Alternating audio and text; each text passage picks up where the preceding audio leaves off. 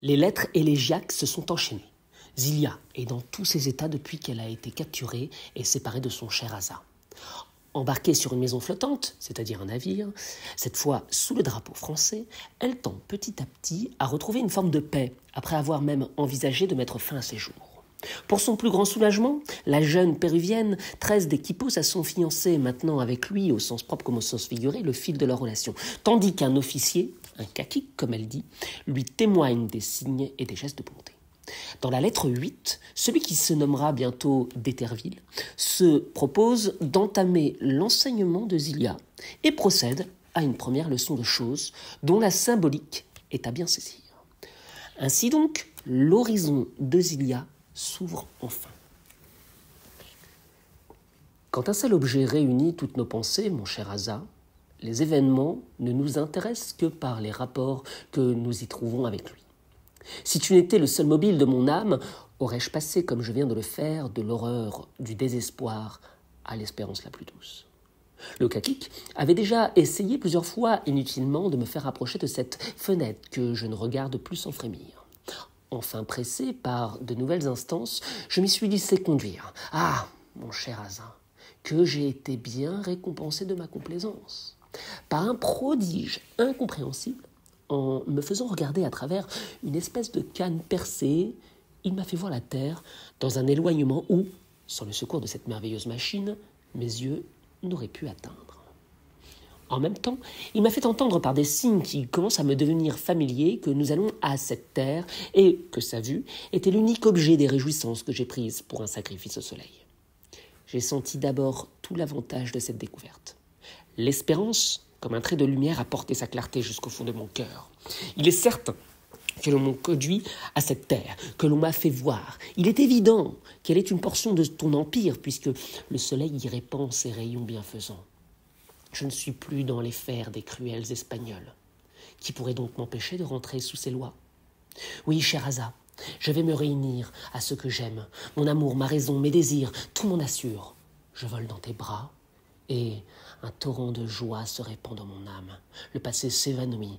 Mes malheurs sont finis, ils sont oubliés. L'avenir seul m'occupe, c'est mon unique bien. Asa, mon cher espoir, je ne t'ai pas perdu. Je verrai ton visage, tes habits, ton ombre. Je t'aimerai, je te le dirai, toi, à toi-même. Est-il des tourments qu'un tel bonheur n'efface ? Cette 8e lettre s'ouvre sur un constat de Zilia qu'on peut résumer en une formule quelque peu banale: l'amour rend aveugle, ou du moins borne le regard.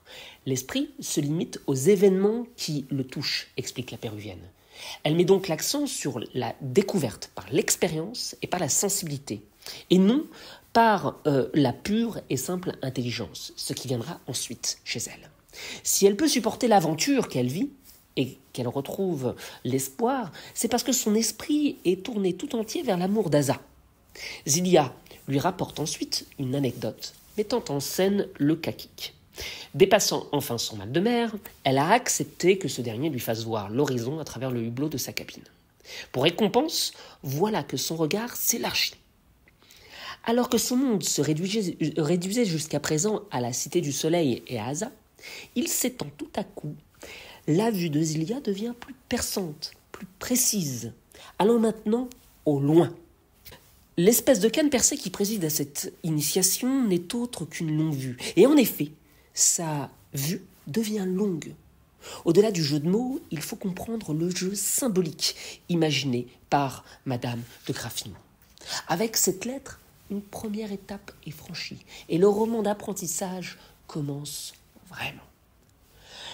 La vision de la péruvienne s'allonge, prend du champ, s'ouvre vers un horizon. La machine qui permet à Zilia de voir la Terre au loin est donc absolument merveilleuse, car à sa suite, par son pouvoir, elle parvient à Zilia de déchiffrer les signes que lui donne d'Éterville. Elle devient familière à son langage, qui reste pour le moment non verbal. On peut voir que Zilia n'est qu'au commencement de son instruction, puisque, faute d'avoir une langue commune permettant de la dissiper, elle commet une erreur en croyant que cette terre est celle d'Asa, encore lui. La lumière que son amour projette est encore aveuglante, et ce n'est que plus tard que Zilia va se tourner vers celle du savoir.